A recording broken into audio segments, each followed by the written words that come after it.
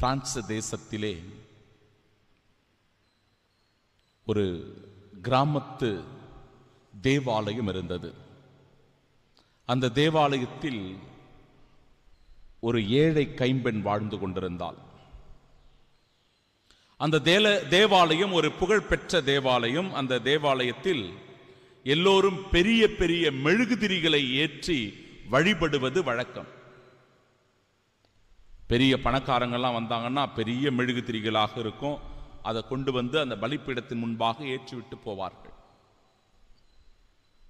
நீங்களாம் கூட வேளாங்கண்ணிக்கெல்லாம் போனீங்க அல்லது பெரிய பெரிய திருத்தலங்களுக்கெல்லாம் போனீங்கன்னா பார்க்கலாம், பெரிய பெரிய மெழுகுதிரிகள்லாம் வைத்திருப்பாங்க.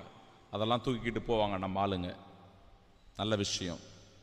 இப்படிதான் இந்த பணக்காரர்கள் எல்லாம் பெரிய மெழுகுதிரிகளை வாங்கி அந்த இடத்திலே ஏற்றி வைத்து விட்டு போவார்கள். இந்த ஏழை கைம்பெண், அந்த ஊரை சேர்ந்தவள், அவ்விடத்தில் காசு பணம் இல்லை பெரிய மெழுகுதிரிகள்லாம் வாங்கி ஏத்துறதுக்கு.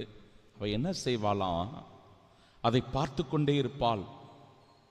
இந்த பெரிய மெழுகுதிரிகள் எல்லாம் எரிந்து எரிந்து அப்படியே கரைந்து போகும்போது அதையெல்லாம் ஒன்றாக சேகரித்து தன்னுடைய வீட்டிற்கு கொண்டு போய் அதை ஒரு மெழுகுதிரியாக உருவாக்கி அதை கொண்டு வந்து தன்னுடைய காணிக்கையாக ஆண்டவருடைய அந்த பலிப்பீடத்திலே அவர் ஏற்றுவாராம். இதை பார்த்த ஒரு குருவானவர் இவ்வாறு சொல்லுகிறார், இந்த பெரிய மெழுகுதிரிகள் எல்லாம் அணைந்து போகிறது. பெரிய பெரிய மெழுகுதிரிகள் எல்லாம் காற்றடிக்கும் போது அணைந்து போகிறது. ஆனால் இந்த ஏழை கைம்பெண் மரியா ஏற்றிய இந்த மெழுகுதிரி அணையாமல் எரிந்து கொண்டே இருக்கிறது. ஏனென்றால் அந்த மெழுகுதிரியில் அன்பும் தியாகமும் இருக்கிறது என்று சொன்னாராம். சகோதர சகோதரிகளே, நம்மிடத்திலும் கூட அன்பும் தியாகமும் இருக்கும்போது நம் வாழ்க்கையும் அற்புதமாய் ஆசீர்வாதம் நிறைந்ததாய் இருக்கிறது.